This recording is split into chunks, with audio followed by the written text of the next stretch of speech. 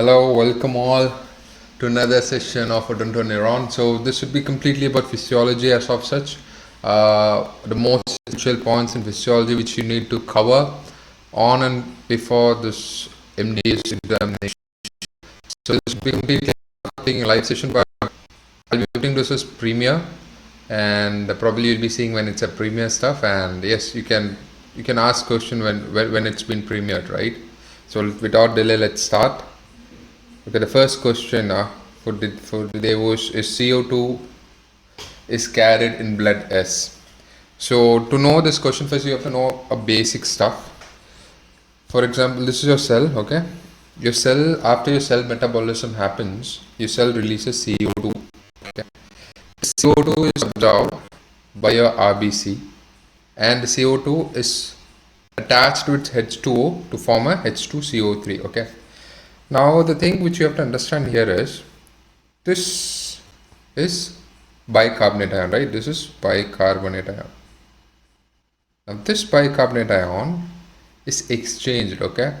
This bicarbonate ion is exchanged, like your HCO3 comes out of the RBC and Cl minus gets in. So there's a phenomenon for this, there's the phenomenon, right? Do comment in chat box what is the phenomenon. So yes, and this HCO3 minus plus H plus comes out as a H bit comes out. So let me come back again. After cell metabolism, your carbon dioxide is released. Your carbon dioxide gets back into your RBC, and your carbon dioxide is combined with your H2O to form H2CO3 minus. Actually, it's a bicarbonate ion, and it's exchanged between HCO3 and Cl minus. So anyway, when this carries, so it carries as a part of H2CO3. That's what the question asks. CO2 is carried in blood as bicarbonate. The CO2 is carried in the blood as bicarbonate, right? So this is one process. This is when cell metabolism completes and your RBC takes up. Another is, now there should be exchange, right? Your RBC cannot keep your CO2 inside it itself. There should be some exchange of RBC so that the CO2 goes out and the oxygen comes in. You're understood? So for that, this RBC travels beautifully, and when it comes near this alveoli, it has an exchange between the CO2. This alveoli takes up the CO2 and gives back the oxygen back to this RBC. So this is what happens basically, and yes, your RBC is oxidized. So this is what we read when we read about saturation curve, right? We have a question of saturation curve. When it comes, I'll just say. So CO2 is carried in blood as bicarbonate. This is a simple question which you can easily solve. Yeah, cells of macula are found. See, first and foremost, when it comes to renal system, the most important thing starts with PCT, right? The proximal convoluted tubule. Now we have to know a proximal convoluted tubule is something which observes, which has a reabsorption capacity of maximum. Like it can reabsorb amino acid, glucose, and it can reabsorb on and around 80 to 85% of sodium. Okay, so it has a maximum reabsorption capacity. Irrespective of this, the question asked here is, cells of macular densa are found in. So when they ask as macular densa, actually cells of macular densa is found in DCD. It's a distal convoluted tubules where your cells of macular densa are found. Now, forgive my diagram. This is your so-called Bowman's capsule, and this is your efferent arteriole, and it just turns down and comes as an efferent arteriole. Okay. And in your afferent arteriole is where your juxtaglomerular cells are present. Juxtaglomerular cells are present.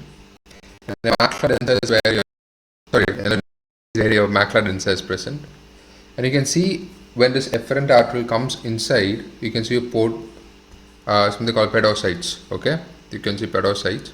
And your PCT has brush border appearance. Okay, so this is also a question. A PCT has what appearance? It has brush border appearance. As of this is a MCQ discussion stuff, so I'll not go so much deep, but I'll just brush up all the important concepts. When it comes to renal system, I'll just go all the important concepts. Okay. Only one drug we studied, right? Carbonic anhydrase inhibitor, acetazolamide, which Accept your PCT. That's only drug which you read. Okay, so your macula densa is found in BCT, and apart from that, there might be questions of juxtaglomerular apparatus. What is seen in that apparatus? Is your macula densa? Okay, this is what a complete JG juxtaglomerular apparatus consists of. So you can see your macula densa, you can see your mesenchymal extraglomerular cells also. So you can see all these three cells which are present in juxtaglomerular apparatus. Okay. Next question. Precentral gyrus consists of. Okay. Okay, this is a brain which I drew. Okay. This might not. Now this brain might look topsy-turvy, but let me give you a brief explanation about how I started drawing was like this, and it ended up like this. So this is how I draw a brain. So don't answer the question as of such. We'll just discuss this brain a little bit and then go for. Okay. So this is your central sulcus. Okay. This area is your central sulcus. Anything means in front of it, anterior to central sulcus is your precentral sulcus. Posterior is to your central sulcus is posterior, right? So it's a posterior central sulcus. Simple. Anterior is precentral, posterior is posterior central, postcentral sulcus. Okay. So first you have to know these two things. We have precentral, postcentral. Fine. Next. Okay, so I divided it. We have a precentral. We saw postcentral sulcus. Now, the in the occipital side, you can see lateral occipital cortex. Okay, lateral occipital cortex. You have to know in this site only you can see a primary visual field as of such. Okay. Next, below your posterior central sulcus, you can see your temporal gyrus. Actually, temporal gyrus is classified in three parts: superior, middle, and inferior, as of such. And where you can see so now how this works as of such. For example, when I'm speaking, now I'm speaking, your brain is listening to it, right? And you are able to reproduce it. So how it works? For example, now I'm speaking, your primary auditory, which is present in temporal gyrus, is stimulated. Now this goes and stimulate your which area? Wernicke area. Okay, this goes and stimulates your Wernicke area. Wernicke area is called as sensory area, right? That's our sensory area, Wernicke area. This Wernicke area goes and stimulates your Broca's area. Now Broca's area is present in precentral gyrus. Wernicke area is present in postcentral gyrus. Now this precentral gyrus, this Broca's goes and stimulate your motor cortex, means the motor pathway, which you give an output. So this is a basic pathway, like primary auditory. After primary auditory, it goes to Wernicke. From Wernicke, it goes to Broca's. Broca's is motor, as of such, it's a motor, and this is your sensory. And by this, you give an output. The thing we are able to speak, right? That's what it is. So the thing which you have to understand now, in precentral areas where your Broca's area is present, postcentral areas where your Wernicke area is present, your primary auditory is found in temporal gyrus, your visual field is found in lateral occipital cortex. Okay, and yes, superiorly we can divide into two parts: the superior frontal gyrus and the frontal gyrus. I just made so that it would be helpful. Just know them for a while. You just see this diagram, take a screenshot, and keep this in your head. Okay. The question says precentral gyrus consists of course, it's your Broca's area, right? You know, primary visual field, occipital eye field, where are it present at the posterior side. Yeah. Maximum resistance to airflow is by. It's by your bronchus. This is direct question. Okay. The airflow resistance means in base the airflow resistance. Just keep this in concept. These are basic concepts. Swallowing. When it comes to swallowing, swallowing has three phases: oral, pharyngeal, and esophageal. Okay, so only one phase which is voluntary, it's your oral. Rest all it's involuntary phase. So what happens? See, this is your. Forgive my diagram for this. This is your mouth. Okay, this is your oral cavity. What is cranial number 9? Right? It's glossopharyngeal nerve. This glossopharyngeal nerve goes to stimulate brainstem, the medulla. Okay, and you should know nucleus tractus solitarius. You know nucleus tractus solitarius, nucleus ambiguous. It just stimulates. So this swallowing reflex is basically controlled by your medulla. So swallowing reflex is controlled by your medulla. Okay, C wave JVP. See, jugular venous pressure is so important. To see the jugular venous pulse pressure, you should know certain things. First, it's first point, and the patient should be in 45 degree. Patient should be inclined in 45 degree. Next, all these curves comes. See this A, C, all these curves which you see here. A is your arterial contraction. Okay, this is your artery. A for A, simple. A for A is your arterial contraction. C is your tricuspid valve closure. Now see how you remember cuspid, right? Cuspid. C for C, tricuspid valve closure. V is your maximal arterial filling. Maximal arterial filling is your V. Y is tricuspid valve opening. Y is tricuspid valve opening. We have X and X dash. X is your arterial relaxation and X dash is passive arterial filling. Okay, clear? The question asks here C wave in JVP is as C wave is tricuspid valve closure. While you close the tricuspid valve, that's a bulging of tricuspid valve into arteria. That's what your C wave is. Now, certain clinical picture. If there is no A wave in JVP, if you don't see A wave, it's all about your arterial fibrillation. If you see large A wave, it's your pulmonary hypertension. If you see cannon type A wave, it's a heart block.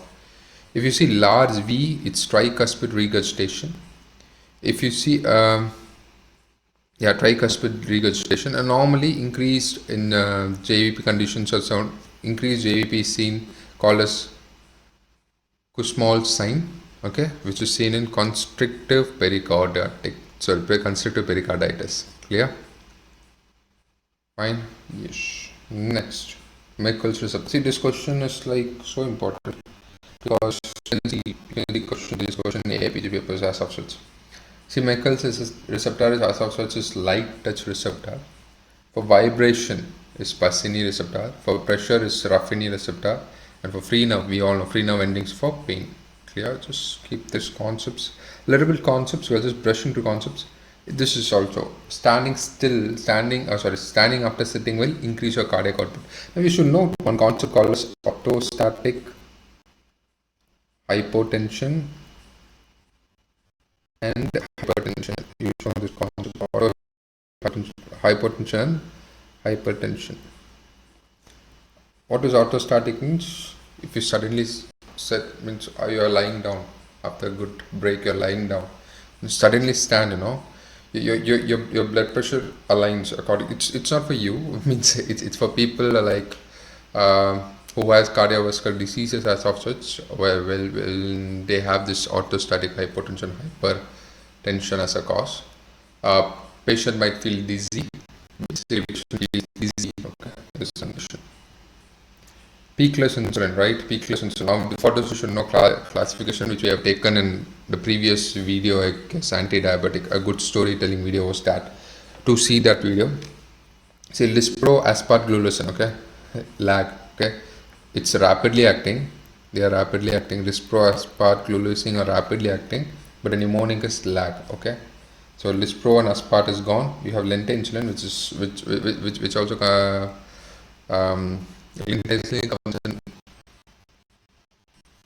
it is like a mediocre stuff. Next to glargine, determer, deglutec, or long acting, right? They are long acting.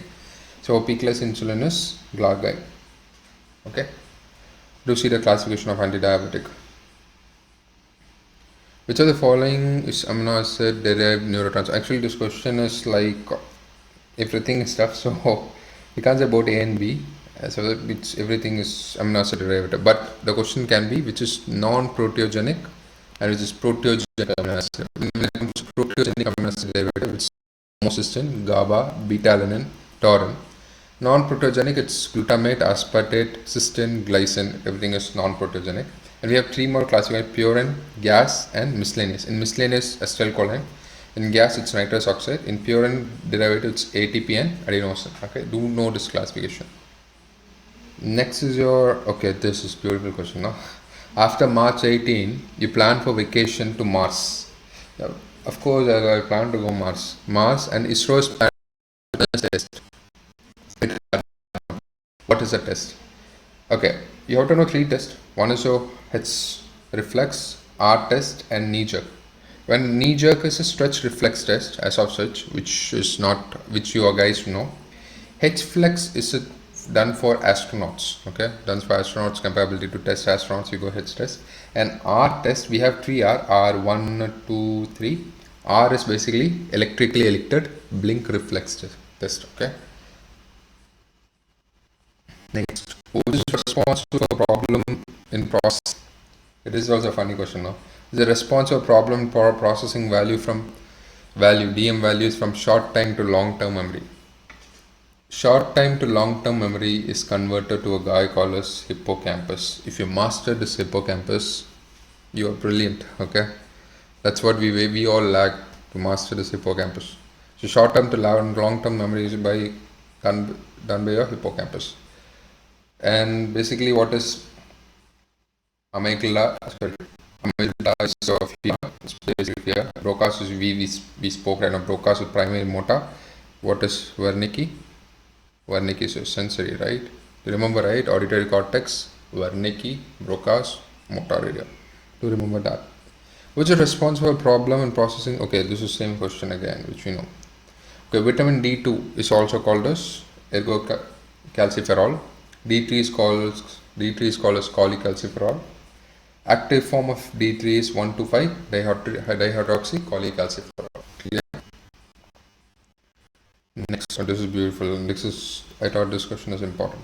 Ramu, a 24-year-old man, I'll change his pen to this one. Man was understanding your words, means you're trying to say something, he's able to understand but unable to replicate those words or written in paper. He's affected from aphasia. Okay, that's a motor problem, right? He can understand what you're saying, means his Wernicke is fine, but he cannot replicate. That's what your Broca's area is about, right? What is Wernicke? What is Wernicke aphasia? Wernicke aphasia is like patient will not able to understand what you're able to say, but he will start scribbling. He can write or he can reproduce it, but he will not understand what you're able to say. That's your Wernicke. Your Broca's is like patient will understand what you're saying, but he can't reproduce. He or she can't reproduce. That's a Broca's aphasia. And aphasia of such is an important topic. This guy is super duper important, right? Parathyroid hormone. If it comes to parathyroid hormone, you should know everything about PTH. Calcitrol acts along with which to maintain blood calcium level. Okay. See, calcitrol acts along your PTH as of such to maintain your blood calcium level.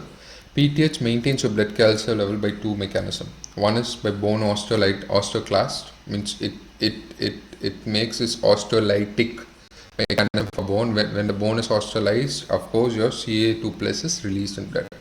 Another is by calcitrol. Calcitrol helps in absorption from your intestine, absorption of Ca2 plus from your intestine, right? So that's important. Hypocalcemia is a feature of for PTH you should need something called Mg2 plus magnesium, right? So hypocalcemia is directly related to hypomagnesemia. If there is less amount of magnesium, less amount of PTH, less amount of Ca2 plus, right? So hypocalcemia is related to hypomagnesemia. You have visited Rajasthan in April mid, and if which system is being activated? Okay. So there are two systems which you have to remember as of such. One is your anterolateral system, next is your dorsal column, medial lemniscal system. When it comes to anterolateral, just remember pain, thermal, crude, tickle. Pain, thermal, crude, tickle. All this four is maintained by your anterolateral system. When it comes to dorsal column, medial lemniscal system, it's touch with fine graduation, vibratory, position, pressure, everything is by your dorsal column, medial lemniscal system. Next, in place of troponin in smooth muscle, what is present? It's your calmodulin. Okay, basically, this troponin calmodulin is used for your contraction. It means they activate the contraction muscle. Troponin activate the contraction in your skeletal muscle, and your column modeling is in your smooth muscle. And what you have to know is your plateau phase. You should know your plateau phase, which is seen in cardiac muscle. Okay, you should know what is it. What is plateau phase? Just know what is it. Enough. Next, role of plasminogen. The plasminogen is basically acted by something called a euglobulin. Means euglobulin. Okay, euglobulin means this plasminogen. Basically, what happens is plasminogen is converted into plasmin. Plasmin is nothing but your fibrinolysin. So what does it do? It just lyses the clot. Your clot lysis is done by your fibrinolysin. Okay. Okay. Weber Fitness law. What he says: strength is directly proportional to intensity. Okay, this is what he says, which means he says if the response is doubled, the strength is increased by 100 times. If the response is doubled, the strength is increased by 100 times. That is what Webner-Fechner law is. Basically, it is R is equal to K log S. Okay, this is so the question would be what is Weber-Fechner law, and they'll ask this one. Its response is 100 times. I made this one so that you guys know what is it. Okay, normal mixed venous blood HB saturation. Okay, it's venous. Question is it's venous. So when it comes to venous, it's your 75. When it comes to atrial, it's around 95. Now arterial as of such, you have O2 and O2 tension in PO2, right? If arterial constant means HB concentration of O2, it's 95 plus or minus 5. That's what you see as PO2, right? O2 tension in PO2 is 19 ml per 100 ml. And same thing, your O2 stuff is your 40 plus or minus 2 and it's 14 ml or 14 ml per 100 ml. Okay, so you have to remember this guy. Your normal mixed if they ask normal mixed arterial, it's your 95. If normal mixed venous, it's your 75. Clear? Next, okay, this HPO is hyperbaric oxygen. Okay, it's not some planet. And it's 100% saturation. What is the atmospheric pressure? The atmospheric pressure is 2 to 2.5 atmospheric pressure is what used. Okay, it's your 30 divides of 100% saturation. Clear? Okay, intrinsic part. Okay, coagulation cascade. I have just scribbled here, but do check in Google how it works. But I will say as of now for now. See, intrinsic pathway first is activated by your Hageman. Okay, Hageman factors are factor 12. 12 will activate. Just remember 12, 11, 9, 10. Okay, this how it goes: 12, 11, 9, 10. Okay, so after this, for this 10 to get activated, now this 10 will come to common cascade, right? So 8 will activate 8A, and with the help of calcium together they come out and they act via this common cascade. This is what intrinsic is. When it comes to extrinsic, you have to know 7 and your 3. 7 and 3. Now this 3 will, with the help of Ca2 plus, will come and act on 10A, and 10A will act on your 2A thrombin. Okay, that's a common pathway. You have to remember. Now see, intrinsic pathway as of such is determined by your APTT, extrinsic by your PT. The platelets is for bleeding time. Okay. Hemophilia A factor 8, hemophilia B factor 9, hemophilia C. Okay, it's here. Hemophilia A factor 8, hemophilia B factor 9, hemophilia C factor 11. Right? Do know it. What is what? We have a question next, I guess. Synaptic delay is 0.5 milliseconds, which you know. This is a wala question. When VMA is a catecholamine derivative. Hoffmann-Tinel means nerve regeneration. It's not nerve degeneration. Okay, it's nerve regeneration. Okay, this table, the table which you see down, it's very important. First, we'll start with iron deficiency anemia. In iron deficiency anemia, you can see your TI-BC or transferrin is increased. Just remember this one. This is what they'll ask maximum iron deficiency anemia. Your TI-BC or transferrin is increased, rest all it's decreased. When it's come to anemia of chronic disease, your ferritin is increased, rest all it decreased. When you come to thalassemia, first two means your serum iron and your MCV, MCH, and MCHC is decreased. Sideroblastic is when your MCV, MCH, and MCHC is decreased, except MCV, because MCV is increased in your sideroblastic. Okay, so remember TIBC in iron deficiency anemia, and ferritin in anemia of chronic disease. Thalassemia, basically it is decrease of MCV, MCHC, and your sideroblastic is everything MCV, MCHC, and MCV is increased, rest MCHC and MCH is decreased. Clear? This is what I was talking about. This is clotting factor. This clotting factor is your factor 9. Okay, factor 9, which is PTC. Okay, factor is PTC means, and PTA is your factor 11. It's your hemophilia C, and you know factor 8 is hemophilia A. This is very important. Hemophilias is 3 hemophilias are important. You should know when PTC comes on. Just write 8, 9, 11. And then you know CA, right? CA, chartered accountant. Put PT. That's it. This is hemophilia. This is PTCA. This is PTC. This is PTA. And this is also known as Christmas disease. So that's what they ask, PTC. Yeah. O2 dissociation concept. Yes, we had covered this one also in last video, right? Left means low. LLL, left, low. Everything comes low. Right means everything rise, right? So it's L, so it's decreased to 3 dpg. So you know, clear? If you want to know about this O2 dissociation curve, just go to last video which we have taken, which is uploaded on YouTube itself. Just see that respiratory system, you'll get to know. Self life of RBC is okay. Wait. To know self life, it's very easy. You should know what is C, what is P, what is D, and what is A, what is S is what they have. C is citrate, P is phosphate, D is dextrose, A is adenine, S is saline, and M is mannitol, right? So when it comes to CPD, when it comes to CPD, the self life is 3 weeks out. 1, 2, 3. So 3 weeks. When it comes to CPDA, 5 weeks. 1, 2, 3, 4, 5. So it's 5, right? 5 weeks. When it comes to SAG, M is for mannitol. S, right? S means 6. So it's come to 6 weeks. Yeah, this is how you remember this. The M is mannitol. Remember that. Peyer's patch is found in ileum.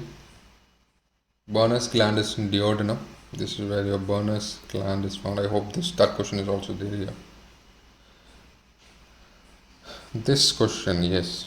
See, if there is opticum damage and chiasma, you'll have loss of vision on same side. If there is in the level of optic chiasma, we say the condition is bitemporal heminopia, which means one side in eye, half side of eye, in one eye, half side of eye, in another eye, another half side will be damaged. That is what is known as bilateral heminopia. Posterior to optic chiasma. When it's posterior to optic chiasma, you can see opposite side is gone. That is what it's saying. So optic damage and anterior to optic chiasma, loss of vision same side. In the level, you can see bilateral heminopia. If it's posterior to optic chiasma, you can see opposite side. Clear? Yes, Burners gland is present in duodenum. Okay. Inspiration and respiratory function is monitored by nucleus or tractus solitarius. You have to remember the muscles of inspiration and expiration as such, very important. Okay. Yes. Okay, that's all. I guess that's all. Okay. If that's all, I'll just take 1 more minute and I'll just say, diaphragm and external intercostal are muscles of inspiration. When it comes to expiration, internal intercostal is your muscle of expiration, right? Internal intercostal is your muscle of expiration. That's all as of such. I guess I just wrap that as quick as possible so that you guys have time to revise it again and again. Just see this question. Questions are very important. Okay, every MCQ is important here, and every MCQ covers a major portion which has been coming now in the repeated unexpectedly. I try to wrap up in half an hour, okay, so that you guys can take your time and revise as much as possible. Okay, good luck, all the best, and see ya. Take care. Thanks for your support.